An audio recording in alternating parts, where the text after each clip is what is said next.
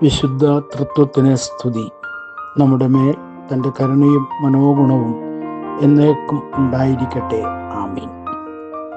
പരിശുദ്ധ ദൈവമാതാവിൻ്റെ ശൂനോയോ പെരുന്നാൾ 2 ആഴ്ചയുടെ നോമ്പ് എടുത്ത് ഓഗസ്റ്റ് മാസം 15-ാം തീയതി നാം ആഘോഷിക്കുകയാണല്ലോ.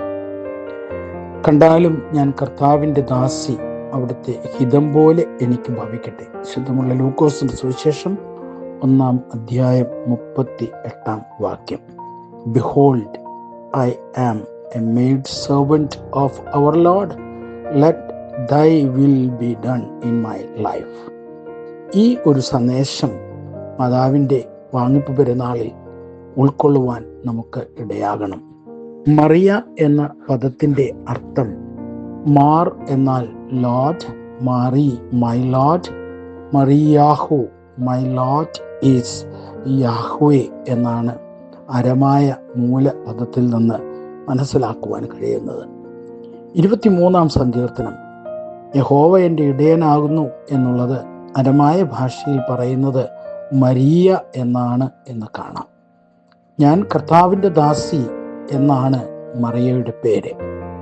ആ പേരിൽ ജീവിച്ച, ആ പേരിനെ അഭ്യസിച്ച മറിയയോട് ദൂതൻ വന്ന് പറയുന്നു, കൃപ ലഭിച്ചവളെ, നിനക്ക് വന്ദനം, നമ്മുടെ കർത്താവ് നിന്നോട് കൂടെയുണ്ട്, നീ സ്ത്രീകളിൽ അനുഗ്രഹിക്കപ്പെട്ടവൾ. ഈ വാക്കുകൾ കേട്ട് മറിയ സമ്പൂർണ്ണം സമർപ്പിക്കുന്നു.